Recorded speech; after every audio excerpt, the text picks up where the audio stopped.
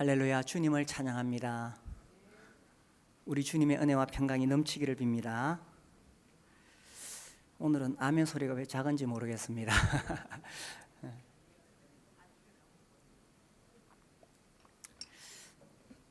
주님의 은혜와 평강이 넘치기를 빕니다. 제가 살살 말해서 그렇군요. 오늘 예수님은 누구신가에 대하여 하나님 말씀을 살펴보려고 합니다. 이 자리에 나오신 분들 세 부류가 있다고 생각이 되어져요. 평소에 우리 예수님과 늘 동행하면서 살다가 이 시간 예수님께 예배하기 위해서 나오신 분들이 계시고, 또 어떤 분들은 일주일 너무 바쁘게 살다가 오늘 일요일이지, 교회 가야지, 이렇게 여기 나오셔서 예수님에 대해서 생각하시는 분들도 계시고요. 또 어떤 분들은 이제 권유에 의해서 교회 가자 하니까 또 그렇게 나오신 분들도 계십니다. 오늘은 특별히 우리 교회에 요즘 새롭게 나오시는 분들이 많이 계시는데, 그분들을 생각하면서 그분들에게 예수님이 어떤 분이신가에 대하여 전하기를 원합니다. 우리가 일상생활 바쁘게 하다가 이렇게 교회에 나오니까 예수 믿으라고 하는데, 예수님을 믿는 것이 내 인생과 무슨 관계가 있을까 하는 거죠. 우리 교회 이제 나오기 시작한, 아직까지는 예수님에 대해서 잘 알지 못하고 믿지 못하는 분들이 계시는데, 우리 학생들도 있어요. 우리 중학생들 이제 교회에 나왔는데 예수 믿으라고 합니다. 그게 나하고 무슨 상관이 있을까? 우리 중학생들 어디에 관심이 많아요? 저기 막 들어오네. 외모에 관심이 많죠. 화장도 해야 되고 요즘 중학생들도 화장하더라고요. 외모에 관심 많고 이성에 대해서, 친구에 대해서 관심이 많을 때입니다. 예수 믿는 것이 나하고 무슨 상관이 있느냐 하는 거죠. 또 청년들도 있습니다. 우리 청년들 관심은 이제 취업을 해야 되고 결혼을 해야 되고 또 진로를 생각해야 됩니다. 그것이 예수 믿는 거하고 무슨 관계가 있느냐 하는 거죠. 또 중년이 되어서 교회에 나오시는 분도 있어요. 이런 분들은 조금 예수 믿는 것에 대하여 진지하게 생각합니다. 이제 살다 보니까 나이는 들었고 여러 가지 인생의 문제가 있습니다. 자식 문제 있죠. 사춘기 아들을 두거나 혹은 청년기 아들을 두면은 이 자녀들에 대하여 이런저런 걱정거리가 생기고 또 문제도 일어납니다. 또 이 나이가 드니까 병원에도 들락날락하지요. 건강 문제가 있습니다. 수술도 해야 되고 한 군데 두 군데 떼내기도 합니다. 그리고 사업 문제도 있고, 또 이 중년기 들어가면서 심리적인 문제가 있습니다. 갱년기라 그러고, 우리 여성분들은 괜히 우울해진다 그러고, 몸이 뜨거웠다 식었다 이렇다 그러죠. 남자들도 갱년기가 있다고 하는데,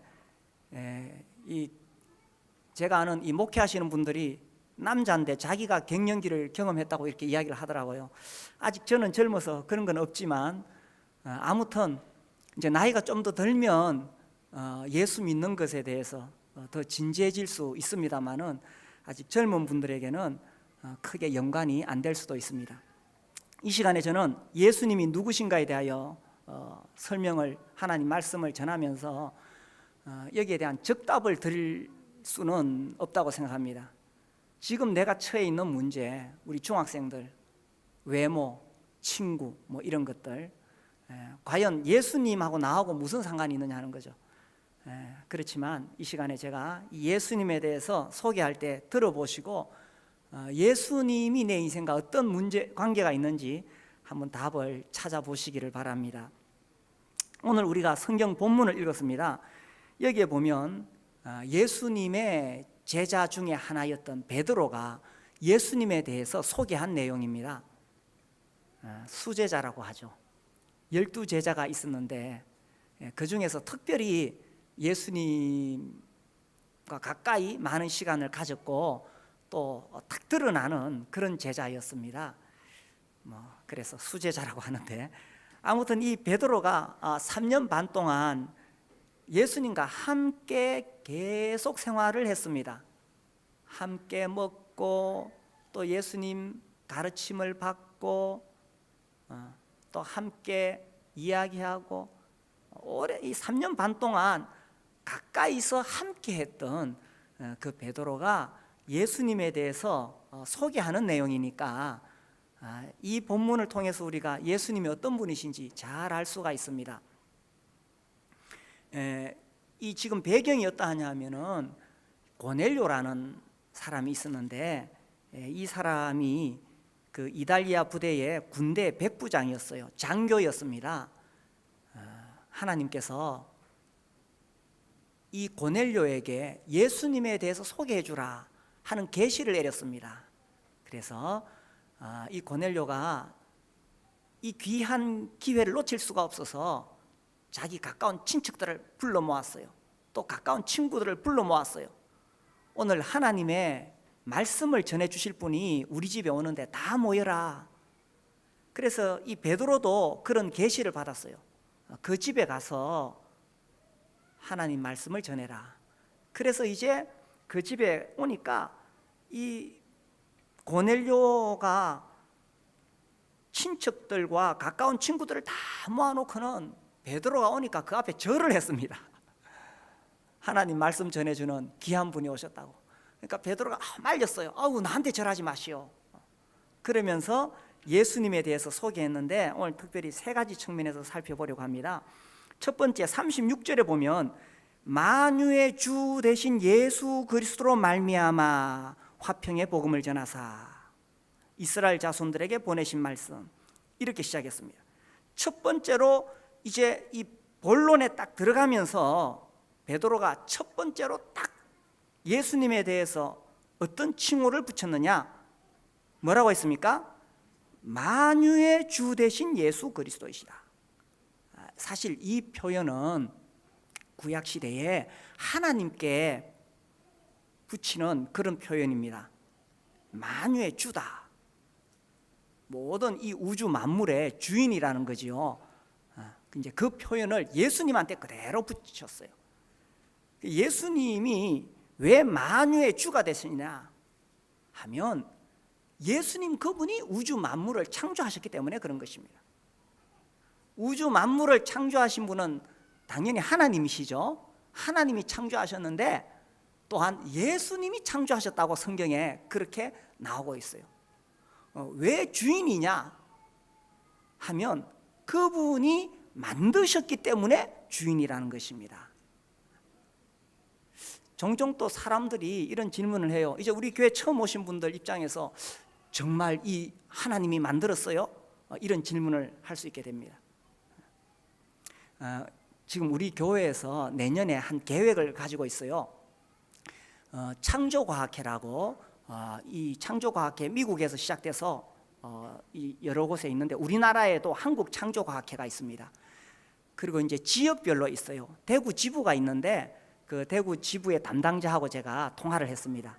그래서 우리 교회가 한 20명 모으면은 그분들이 직접 와서 강의를 해주겠대요. 본래는 자기 지부에서 계속 강의를 하는데 숫자가 되면 교수님들이 우리 교회에 오셔서 직접 6주 동안 강의를 해주신대요. 그래서 내년 3월에 우리가 지금 하려고 모으고 있습니다. 그래서 또 우리 성도님들이 들으시면 좋아요. 예수 믿는 사람은 당연히 하나님께서 우주 만물을 만드셨다는 것을 당연히 믿고 있지만, 그런데 이런 내용들을 구체적으로 또 과학적으로 들으면은 이 마음에 많은 복잡한 생각들이 정리가 됩니다. 우주 만물을 만드신 창조주가 계시고 내가 그 창조주 하나님을 아버지로 믿고 있고 내가 그 하나님의 아들이구나, 이게 딱 더 명확하게 깨달아지면서 내 인생의 복잡한 것들이 정리가 됩니다. 그래서 이번에 진짜 좋은 기회니까 많이 신청해 주시기 바랍니다. 그래서 이 우주 만물을 만드신 하나님이신데 예수님이 또 만드셨다고 성경에 되어 있어요. 우리 성경 한번 볼까요? 골로새서 1장에 보시면은 이렇게 되어 있습니다. 골로새서 1장 15절에서 17절까지 우리 같이 한번 읽어볼까요? 15절에서 17절, 여기 근원이라고 되어 있는데 이 근원이 바로 그가 예수님을 이야기합니다. 자, 시작. 그는 보이지 아니하는 하나님의 형상이요 모든 피조물보다 먼저 나신 이시니 만물이 그에게서 창조되되 하늘과 땅에서 보이는 것들과 보이지 않는 것들과 혹은 왕권들이나 주권들이나 통치자들이나 권세들이나 만물이 다 그로 말미암고 그를 위하여 창조되었고 또한 그가 만물보다 먼저 계시고 만물이 그 안에 함께 섰느니라. 그래서 여기 보니까 예수님이 만물을 창조하셨다 이렇게 나오죠.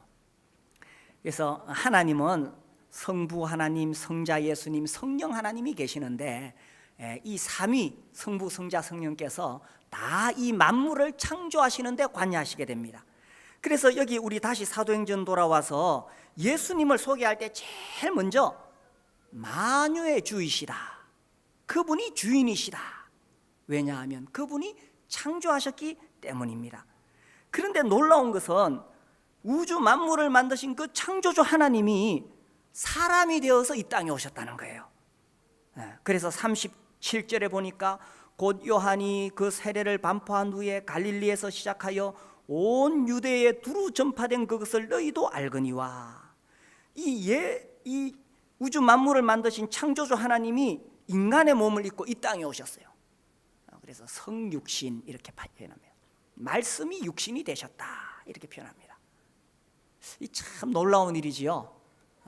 그래서 다음 주에는 또 크리스마스라 그러는데 우리는 12월 25일에 예수님이 이 땅에 오셨다고 믿지 않습니다. 왜냐하면 성경에 그래 안 나오니까. 그러나 분명한 것은 예수님이 하나님이신 그분이 사람의 몸을 입고 이 땅에 오셨던 적이 있다는 거예요. 이거 얼마나 신비로운 일인지 모릅니다.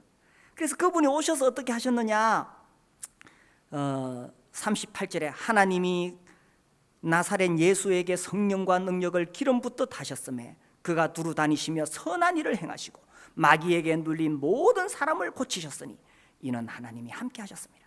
예수님이 다니시면서 죄에 매여 있고 마귀에 매여 있는 수많은 사람들을 고치셨어요. 중풍병자를 그 자리에서 일으키시고 나병 환자, 도저히 고칠 수 없는 병이라고 했죠. 나병 환자를 예수님이 고치시고 눈 먼 자의 눈을 뜨게 하시고 바다 위를 걸으시고 아무튼 놀라운 일들을 하셨어요. 심지어 죽은 자를 살리셨습니다. 이런 놀라운 일을 하셨는 거예요. 그래서 그 하나님이신 그분이 이 땅에 오셨다. 참 신비롭고 놀라운 일입니다. 예수님이 바로 하나님이시라는 것을 지금 이야기하고 있는 것입니다. 그래서 이스라엘 땅에 오셔서 여기 보니까 유대와 갈릴리, 그 이스라엘 땅, 예수님 당시 이스라엘 땅은 제일 위쪽이 갈릴리, 중앙에가 이제 사마리아, 또 남쪽은 유다 이렇게 돼 있어요.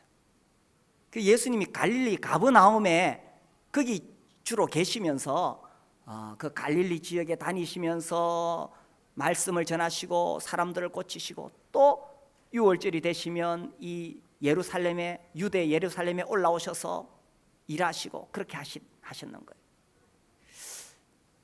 제가 내년 2월 달에 그 이스라엘 땅을 갑니다. 소위 말하는 성지순례, 뭐 성지순례라는 말도 뭐 좋은 말은 아닙니다만은 뭐 그렇게 말을 하죠. 제 주위에 이제 목회하는 분들이나 다른 형제님들이 저한테 하는 이야기가 아직도 안 가봤냐고 자꾸 그래요. 그래서 저는 사실 별로 관심 없어요. 뭐 그 꼭 가야 됩니까? 성경을 읽으면 되지. 그런데 다녀오신 분들이 거기 가면은 감동이 다르다고, 진짜 하나님 아들이 이 땅을 밟았다는 걸 생각할 때에 참 감동이 다르다 그러면서 아직도 안 가봤냐고 그러면서 이 신약의 뭐 사도행전 이런 것도 뭐 구약의 이런 사건들 설교하면 안 된다고 그래가지고 저한테 늘 숙제처럼 있었어요. 숙제. 아이고 언젠가 가봐야지. 제가 비행기 타는 걸 별로 안 좋아해요. 그래도 이제 가야지 하다가 드디어 이제 내년에 이제 가게 되었습니다. 제가 가보고 좋으면은 가라고 꼭 권할게요. 아무튼 참 신비로운 일이죠. 우주 만물을 만드신 그 하나님이 사람이 되셔서 이 땅에 친히 오셔서 이 흙을 밟으시면서 우리처럼 그렇게 살아갔다는 거예요. 그러니까 어떤 한 인간 청년 예수가 나타났는데 그 청년 예수가 하나님이다. 야, 이거 믿을 수가 없는 일이잖아요. 오늘날 많은 이단들이 이걸 똑같이 이야기를 해요. 옛날에 청년 예수가 왔을 때 하나님이라고 아무도 안 믿었다. 그와 같이 지금도 이 모모씨라는 분이 계시는데 그분도 하나님인데 사람들이 안 믿는 이유는 똑같다.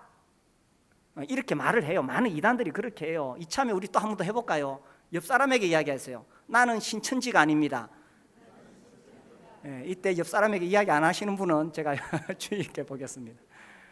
그래서 자기가 하나님이 보내신 하나님의 보혜사고 또 그리스도인데 사람들이 못 알아본다고 그렇게 주장하는데, 그럼 과연 예수님처럼 이런 기적을 일으키고 있느냐 하는 거죠.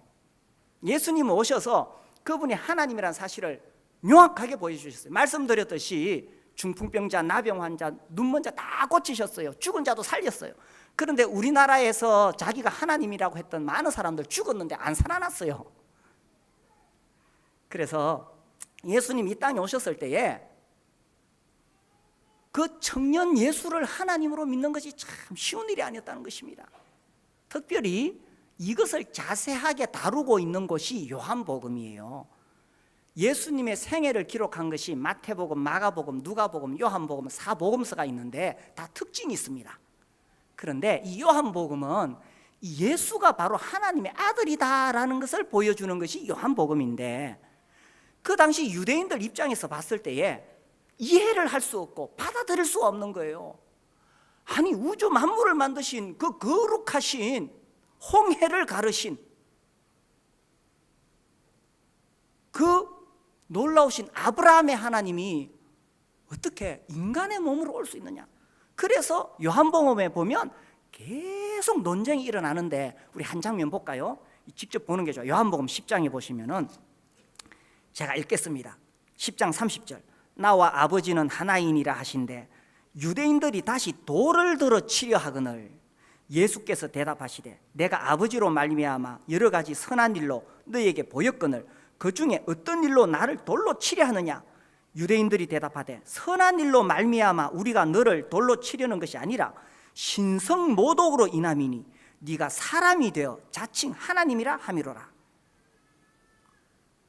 유대인들이 왜 예수님을 돌로 치려고 했습니까? 예수님이 그렇게 선한 일을 많이 하셨잖아요. 그것 때문에 돌로 치려는 것이 아니라 유대인들의 대답이 네가 사람이 되어 자칭 하나님이라 함이로라. 신성모독이다 이거예요.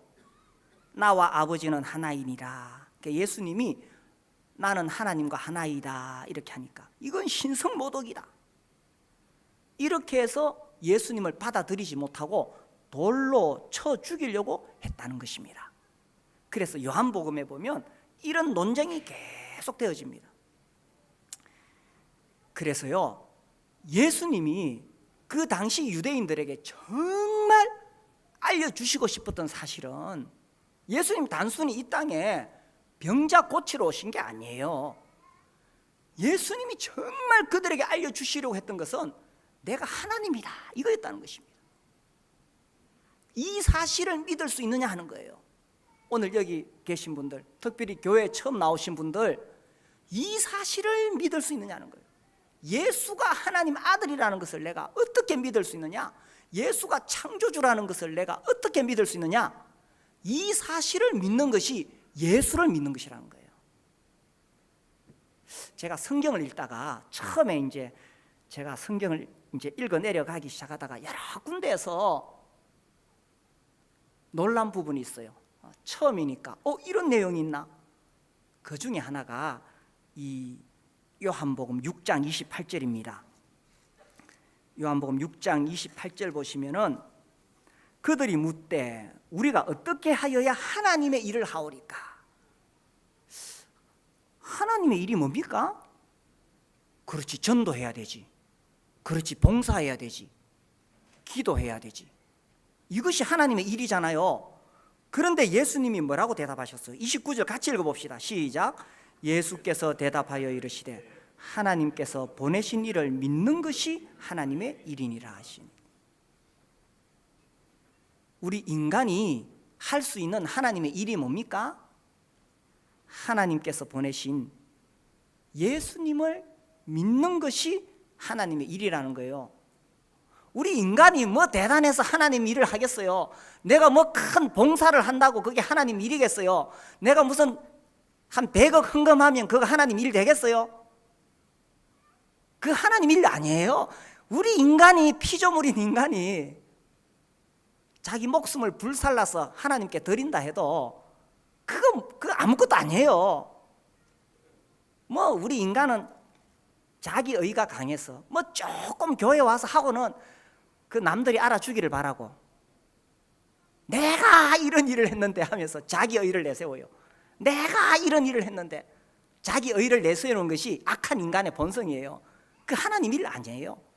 인간이 할 수 있는, 우리같이 피조물인 인간, 별거 아닌 인간이 할 수 있는 가장 위대한 하나님의 일은 하나님께서 보내신 예수를 믿는 거예요.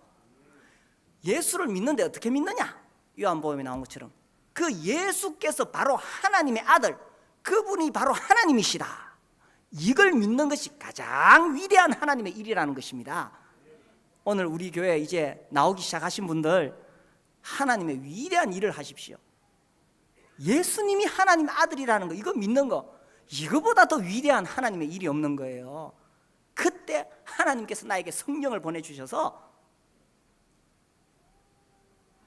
이제 하나님의 자녀로 삼아주시는 거예요. 예수께서 하나님의 아들이신 것을 내가 믿노라 했을 때에 이디오피아 그 넷이 그때 이 침례를 주는 거예요. 그래서 예수께서 만유의 주시다, 창조주이시다, 이게 나하고 무슨 상관이 있느냐? 이 사실을 믿을 때에 내가 하나님의 위대한 일을 하는 것입니다. 구원을 받을 수 있다는 것입니다. 자, 다시 사도행전 돌아와서 두 번째로 베드로가 예수님에 대해서 뭐라고 소개했느냐?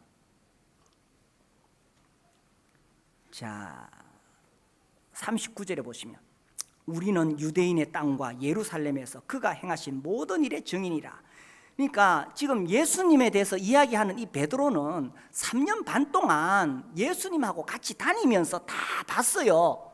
직접 눈으로 봤어요. 그런데 후반에 보시면 그들이 어떻게 했습니까? 어떻게 했어요? 나무에 달아 죽였어요. 왜 그렇게 선한 일을 하는 예수를 그 당시 유대인들이 나무에 달아 죽였을까요? 이유는 하나입니다. 아까 그 유대인들이 돌을 들어 치려고 했던 이유가 신성모독이다 이거예요. 사람이 되어서 자기가 하나님이라 그러니까 신성모독죄로 예수를 나무에 달아 죽였어요. 근데 여기에 왜 이 나무가 뭡니까? 십자가죠. 그 당시에 사람 사형법이 여러 가지 있는데 왜 하필 나무에 달아 죽였을까요? 그 이유가 이제 이 신명기 21장에 나와요. 제가 읽어드리겠습니다. 신명기 21장 23절에 보면 그 시체를 나무 위에 밤새도록 두지 말고 그날에 장사하여 네 하나님 여호와께서 네게 기업으로 주시는 땅을 더럽히지 말라. 나무에 달린 자는 하나님께 저주를 받았습니다. 유대인들이 이 말씀을 잘 기억하고 있었어요. 나무에 달린 자, 그것도 밤을 넘기면은 하나님께 완전히 저주받은 자가 되는 거예요. 그들이 굳이 예수를 십자가에 나무에 달아 죽인 이유는 봐라, 저 예수는 하나님께 저주받은 자이지 하나님 아들이 아니다 라는 것을 보여주려고 나무에 달아 죽인 거예요. 나무에 달아서 죽었다는 것은 하나님께 저주받은 자이지 하나님 아들이 아니라는 것을 보여주려고 했다는 것입니다. 굳이 예수를 나무에 달아 죽였어요. 왜 달아 죽였느냐? 신성모독으로. 그러니까 결국 이 예수가 하나님 아들이냐 아니냐 이거 믿는 것이 구원의 갈림길이라는 것입니다. 자, 그런데 우리가 이런 질문을 하게 되죠. 아니, 만유해 주시고 창조주이시라면 그분이 왜 피조물인 인간에 의해서 죽었느냐 이거예요. 이것이 비밀입니다. 그분이 오셨을 때 병자를 고치는 그런 죽은 자를 살리는 능력을 가지고 계셨는데 예수 그분 자신은 왜 나무에 못 박혀 죽었느냐? 그 이유는 그것이 바로 하나님의 사랑이라는 것입니다. 하나님이 세상을 이처럼 사랑하사 독생자를 주셨으니, 이 세상을 사랑하셔서 우리를 구원하시려고 하나님이 자기 아들을 내어주신 것입니다. 이 예수를 믿는데 가장 중요한 것이 있어요. 그게 뭐냐 하면 자기가 죄인이라는 사실을 깨달아야 한다는 거예요. 이 21세기 현대사회에서 내가 죄인이다 하는 것을 깨닫는 것은 참 쉬운 일이 아닙니다. 특히 우리 학생들, 우리 젊은 청년들은 더더욱 그럴 거예요. 죄에 대한 개념이 지금은 완전히 흐려져 있습니다. 그래도 제가 어렸을 때는 우리나라가 유교 배경이 있었기 때문에 부모를 공경해야 되고 가정을 지켜야 되고, 이거 가장 기본이에요. 근데 요즘은 그렇지 않아요. 이 시대는 가정을 버리고 뭐 딴 여자하고 놀아놔도, 그죠? 그 죄가 아니에요. 전에 신문에 보니까 내로남불이라고 돼 있는데 이런 사자성어를 제가 들은 적이 없어요. 내로남불이라, 이런 사자성어가 어디 나오지? 아세요? 내가 하면 로맨스고 남이 하면 불륜이다. 그러니까 그걸 죄로 여기지 않는다는 거죠.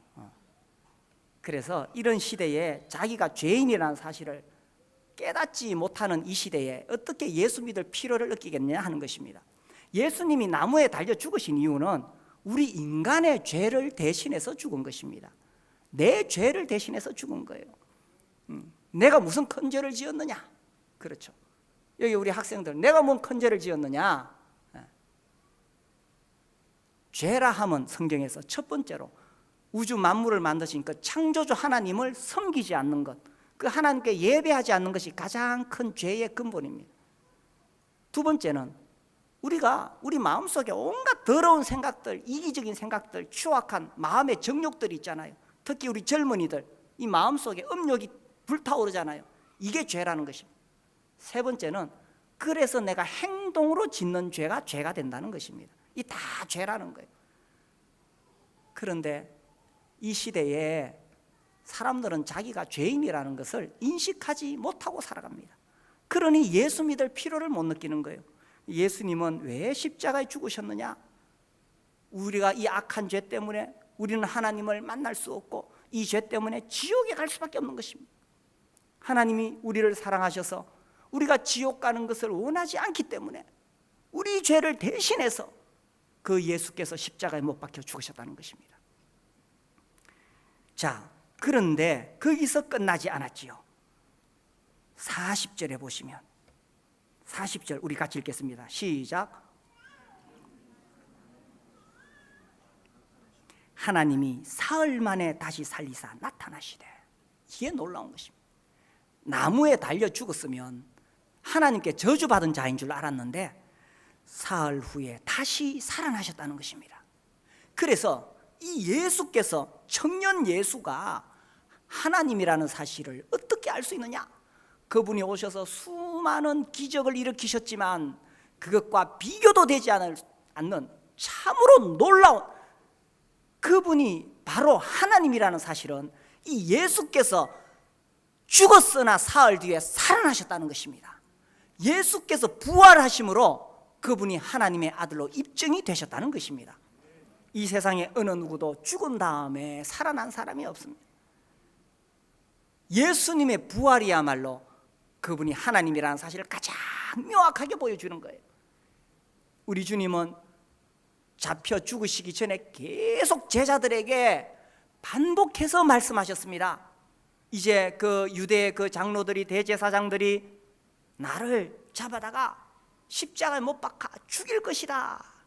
그러나 인자가 사흘 뒤에 살아날 것이다 하고 제자들에게 계속 반복해서 가르치셨습니다. 그런데 제자들은 그 사실을 이해를 못했어요. 그래서 예수님이 십자가에 못 박혀 죽을 때 다 도망을 갔습니다. 그리고 두려워서 문을 꼭꼭 걸어 잠그고 있었습니다.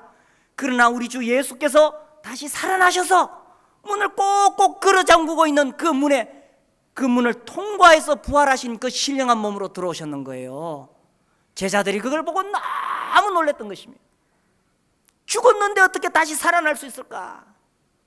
아니, 예수님이 살아계실 때 그렇게 다시 살아난다고 이야기를 해도 못 믿었던 거예요.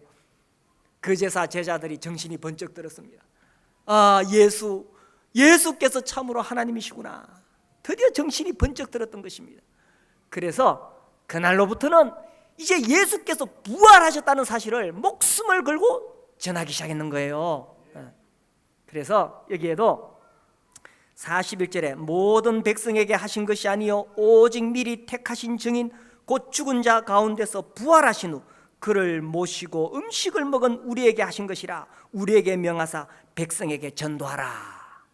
예수께서 살아나셨다는 사실을 전해라. 이래서 제자들이 나가서 전했던 거예요. 그 당시에 예수님이 다시 살아나셨다는 것을 전하는 것은 매우 위험한 일입니다. 왜냐하면 그 당시 그 유대 지도자들에게 대항하는 거예요. 유대 지도자들이 앞장서서 예수를 못 박아 죽였는데 살아났다고 하는 것은 이제 정치 권력에 도전하는 거예요. 그러니 예수님 살아났다고 전하니까 그들이 붙잡아다가 옥에 가두고 또 매를 때리고 이제 다시는 예수가 살아났다고 하지 마라 하니까 제자들이 말하기를 우리는 보고 들은 것을 말하지 아니할 수 없다. 분명하게 눈으로 봤다는 거예요. 그래서 그들이 목숨을 걸고 예수 부활하셨다고 전했는 거예요. 그 결국 다 죽었어요. 그렇게 하다가. 그래서 이 제자들이 그 사실 전하다가 어떤 제자는 십자가에 못 박혀 죽고 어떤 제자는 칼에 목 베어 죽고 어떤 제자들은 화살에 맞아 죽고 다 죽었어요. 그럼에도 불구하고 그 제자들이 목숨 바쳐 왜 전했느냐? 예수께서 살아나셨다는 것이 너무나 명확하고 그들이 확실하게 봤고 경험했고 심지어 음식도 같이 먹고 귀신을 본 게 아니에요. 환상을 본 게 아니에요. 음식을 같이 먹고 그 부활하신 예수님을 보면서 확신을 얻었습니다. 예수가 하나님이시다. 그분이 하나님 아들이시다. 그분이 인류의 구원자이다. 이래서 전하다가 죽었던 것입니다. 그래서 이것이 전 세계에 퍼지고 퍼져서 우리나라에까지 오게 되어서 우리가 오늘 이 소식을 듣고 있는 것입니다. 또 뭐 어떤 자료에 보니까 뭐 도마가 인도를 거쳐 신라에까지 왔다. 확실히 그런 확실한 자료가 아니라서 믿을 수는 없겠지만 아무튼 그 우리나라에 이 기독교가 이제 근대 말에 들어오기 전에 이 신라 시대에 들어왔다는 그런 기록들에 대해서는 학자들이 계속 연구하고 있습니다. 그 이제 초기 기독교 그 중에 이제 네스토리우스파라고 이제 서방 기독교하고는 교리가 달랐는데 이 사람들이 이제 중국에 들어가 가지고 당나라에 들어갔어요. 당나라 태종이나 이런 황제들이 받아들였다고 해요. 또 이제 신라하고 무역이 있으니까 그래서 뭐 신라에도 들어왔다. 그 증거가 이제 그 뭐 돌로 만든 십자가, 또 뭐 금속으로 만든 십자가, 뭐 이런 것을 가지고 신라 시대에도 하여튼 어떻게 그렇게 해서 기독교가 신라 시대에 왔다. 뭐 그런 자료들이 있습니다. 뭐 학자들이 연구 중입니다. 아무튼 이 소식이 전 세계에 퍼져나가게 됩니다. 그래서 오늘날 우리에게까지 오게 되어서 우리가 예수님에 대해서 듣게 되었다는 것입니다. 자, 그런데 여기서 매우 중요한 것이 있어요. 그 제자들이 전할 때에 물론 예수님께서 무엇을 가르치셨는가도 전했지만 더 핵심적인 것이 있어요. 자, 잘 들어보세요. 예수님이 무엇을 가르치셨느냐, 그거 중요하지만 그것보다 더 중요한 게 있어요. 그것은 바로 예수 그분입니다. 예수 그분이 하나님의 아들이시고 그분이 우리 죄를 위해 죽으시고 부활하셨다. 예수 그분을 믿으라는 거예요. 이게 무슨 말이냐면, 자, 공자 그분을 믿습니까? 공자의 가르침을 믿습니까? 석가모니를 믿습니까? 석가모니의 가르침을 추종합니까? 이게 차이점이에요. 다른 종교는 그 종교 창시자의 가르침을 받는 것입니다.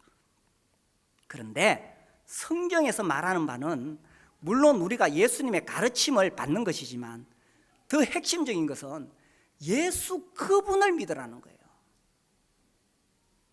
우리가 어떻게 하여야 하나님의 일을 하오리까 물었을 때에 예수님이 전도해라, 기도해라, 서로 사랑해라, 물론 그거 다 해야 됩니다.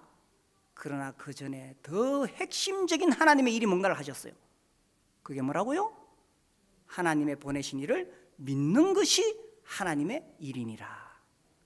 이것이 큰 차이점이라는 겁니다.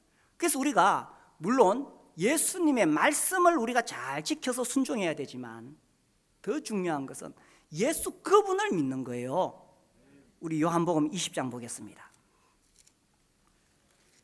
요한복음 20장 30절.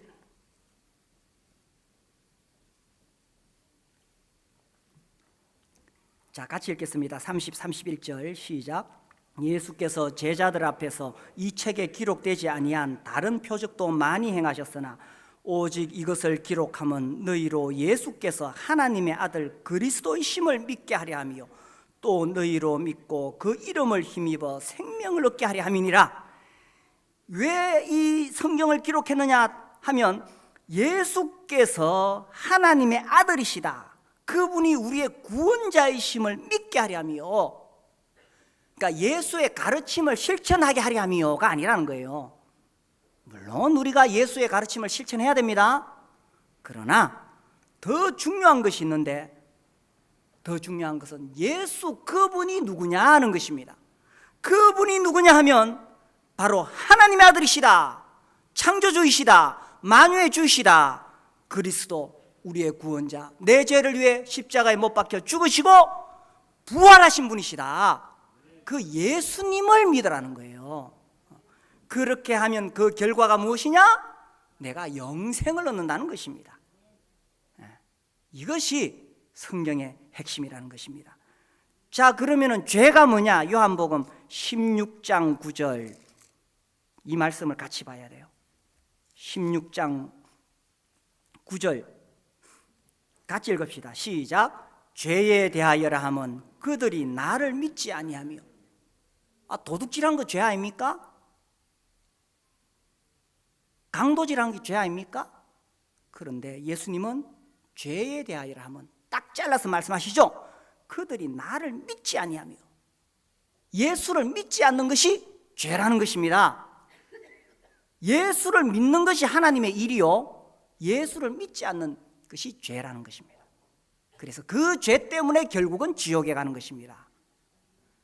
이미 우리의 모든 죄를 예수께서 십자가에서 다 대신해서 갚아주셨기 때문에, 이미 예수께서 그 피로 우리의 죄를 다 씻어주셨기 때문에 내가 지은 죄는 이미 다 해결이 되었어요. 중요한 것은 날 위해 그렇게 죽으시고 부활하신 예수님을 믿지 않는 것이, 그것이 죄라는 것입니다. 죄에 대하여라 하면 그들이 나를 믿지 아니하며, 그게 죄라는 거예요. 그래서 우리가 예수님을 믿을 때에 죄 사함 받고 영생을 얻는다는 것입니다. 자, 다시 사도행전 돌아와서 예수님이 어떤 분이신가에 대하여 이 베드로가 뭐라고 이야기했느냐? 42절 중간에 보시면 전도하되 하나님이 살아있는 자와 죽은 자의 재판장으로 정하신 자가 곧 이 사람인 것을 증언하게 하셨고, 예수님은 어떤 분이시냐?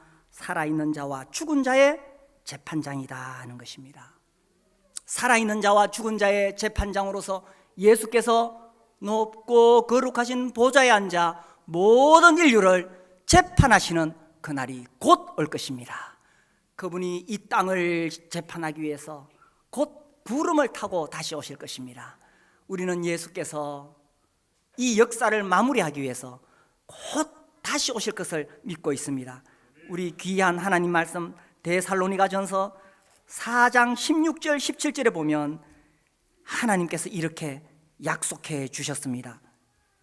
주께서 호령과 천사장의 소리와 하나님의 나팔 소리로 친히 하늘로부터 강림하시리니 그리스도 안에서 죽은 자들이 먼저 일어나고 그 후에 우리 살아남은 자들도 그들과 함께 구름 속으로 끌어올려 공중에서 주를 영접하게 하시리니 그리하여 우리가 항상 주와 함께 있으리라. 곧 이어 나팔 소리가 울리게 될 것이고 예수께서 친히 이 땅에 다시 오시는 그날이 있을 것입니다. 최근에 미국 대통령 트럼프가 예루살렘이 이스라엘의 수도다, 미국의 대사관을 텔아비브에서 예루살렘으로 옮겨라, 이래가지고 지금 중동에 화약고가 터졌다, 이렇게 해서 세상이 요란합니다. 이 이슬람권에 있는 나라들이 가만히 안 있겠죠. 그래서 테러가 일어나고 전쟁이 일어납니다. 내년에 제가 이스라엘 가야 되는데 이게 이제 그래서 이제 이러한 것들을 두고 특별히 성경의 이 종말론을 연구하는 사람들은 진짜 예수님의 재림이 가까웠다, 이렇게 해석을 합니다. 그래서 이 성경의 이제 해석 방법에 세대주의와 언약주의가 있는데, 이 언약주의적인 측면에서는 우리가 그렇게 지나치게 해석하면 안 된다, 이렇게 이야기하고, 또 이 세대주의 쪽에서는 아니다, 이 역사가 그대로 지금 이루어져 가고 있는 게 아니냐, 이렇게 말을 합니다. 저는 너무 지나치게 지금 일어나고 있는 일들을 다 성경의 종말론에 갖다 붙이는 것은 저는 거기에는 동의하지 않습니다. 그러나 분명한 것은 주님이 다시 오실 날이 점점 다가오고 있다는 것입니다. 그리고 이 역사가 트럼프가 예루살렘을 이스라엘 수도로 그렇게 이야기한 것, 그것이 뭐 대단한 것은 아니라고 생각합니다.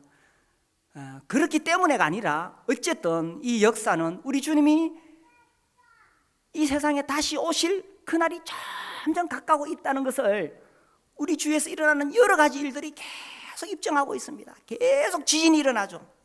지진과 기근과 적그리스도가 난리와 난리 소문이 계속 일어나고 있는 것입니다. 주님이 곧 오실 것입니다. 구름을 타고 오실 것입니다. 주 언제 오실지 아무도 모르나 날마다 점점 가까워오죠. 점점 우리 주님이 다시 오실 날이 가까우고 있습니다. 그래서 그분이 오시면 재판하실 것입니다. 재판장으로서 재판하실 것입니다. 이 재판에는 크게 두 가지 재판이 있어요. 하나는 먼저 예수 믿는 사람들에 대한 재판, 그리스도의 심판대라고 말합니다. 이 고린도후서 5장 10절에 보면은 이 그리스도의 심판대라는 표현이 나와요. 그래서 여기서 먼저 예수 믿는 사람들에 대한 심판이 있게 됩니다. 그래서 이는 우리가 다 반드시 그리스도의 심판대 앞에 나타나게 되어 각각 선악간에 그 몸으로 행한 것을 따라 받으려 함이라. 그래서 예수 믿고 구원받은 사람들이 이 세상에서 어떻게 살았는가에 대하여 하나님께서 심판하십니다. 세상 사람들이 우리를 볼 때에 어리석어 보이죠. 예수 믿는 사람들은 왜 물질과 시간을 예수 믿는데 다 바치고 허비하는가? 그들이 볼 때에 어리석어 보일지라도 우리는 우리를 구원하신, 나를 위해 십자가에 죽으신 그 예수님께 우리의 모든 것을 드리기를 원하는 것입니다. 우리가 그 심판대에서 단순히 상 받으려고 하는 거 아니에요. 주님의 사랑이 우리에게 너무나 놀랍게 부어졌기 때문에 우리가 우리의 인생을 들여서 그렇게 주님 섬기기를 원하는 것입니다.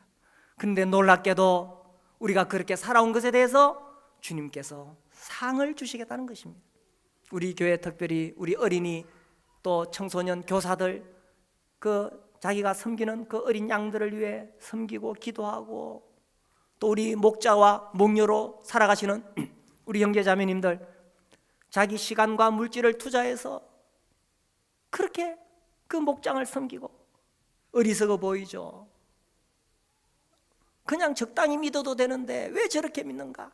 분명한 것은 우리가 각각 선악간에 우리 몸이 행한 대로 그리스도의 심판대 앞에 서게 될 것입니다.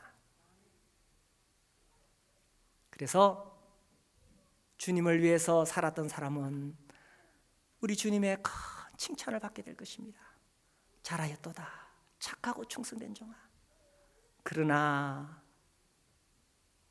주님 주신 기회와 주님 주신 시간과 그 재물을 자기를 위해 사용했던 사람은 악하고 게으른 종아 책망을 받을 것입니다. 예수님이 재판장이 되십니다.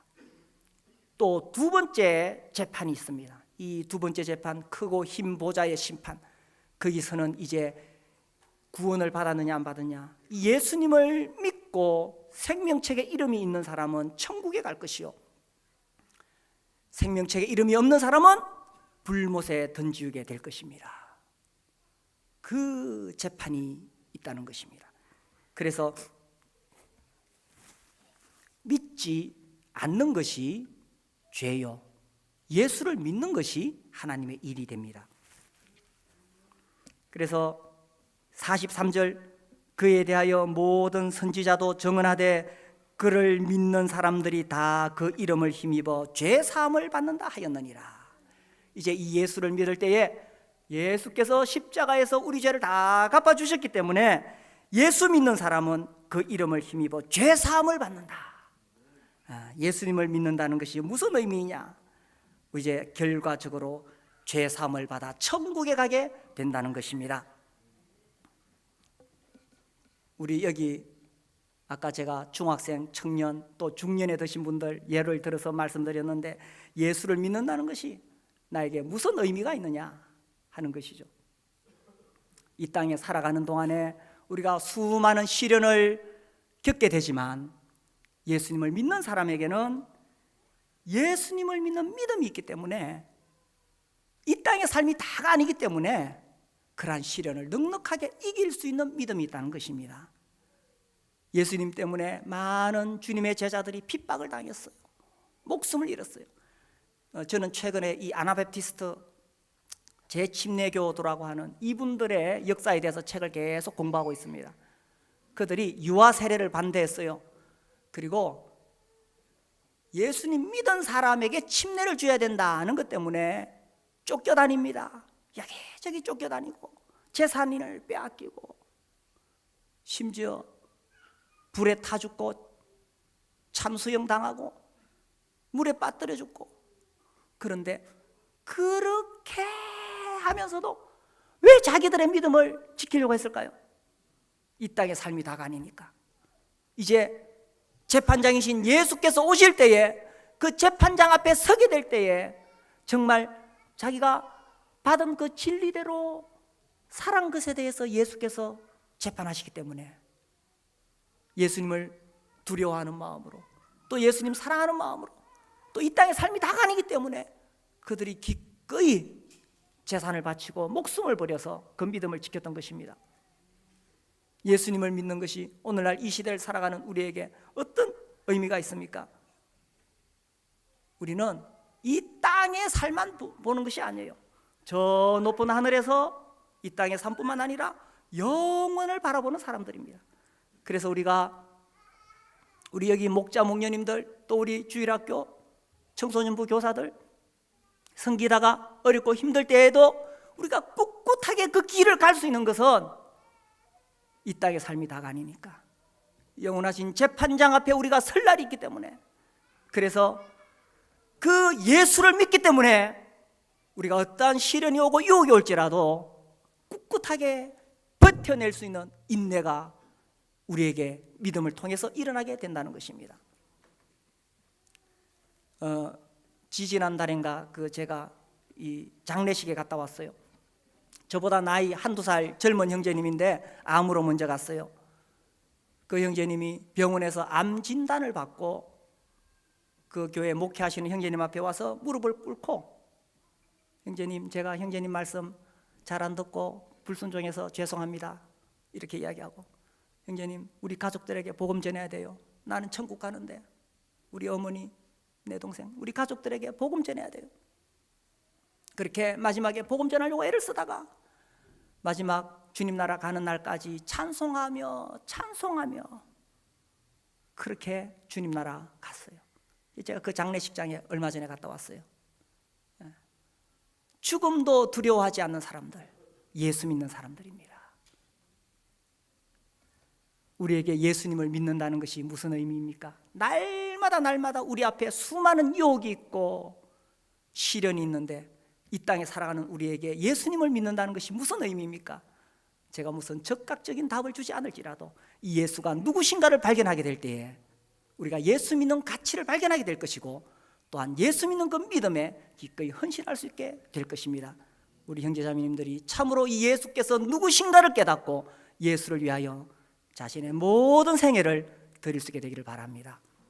우리 함께 일어나서 찬송